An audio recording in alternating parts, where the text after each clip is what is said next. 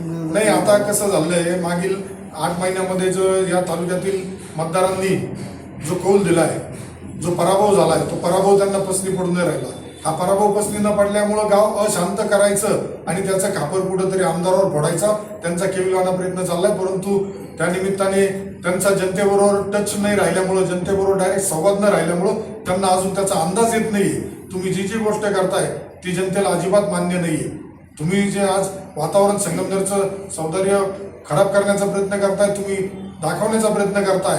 परंतु यापुढं कायद्याचं राज्य असल्यामुळं मी पोलीस प्रशासनाला, वरिष्ठांना, अधिकाऱ्यांना सुद्धा याबाबत आणि आमचे वरिष्ठ नेते मुख्यमंत्री फडणवीस साहेब असेल, उपमुख्यमंत्री शिंदे साहेब असेल यांना सुद्धा सांगून संगमनेरमध्ये हा जो काही प्रकार होतोय, काही गुप्तपणे संगमनेर अशांत करण्याचा, संगमनेरमध्ये वादविवाद करण्याचा प्रयत्न चाललाय, हा हाणून पाडण्यासाठी वेळ प्रसंगी येतील. अधिकाऱ्यांनी जर याच्यावर कंट्रोल केला नाही तर त्यांच्या सुद्धा मला बदल्यांचा निर्णय घ्यावा लागेल.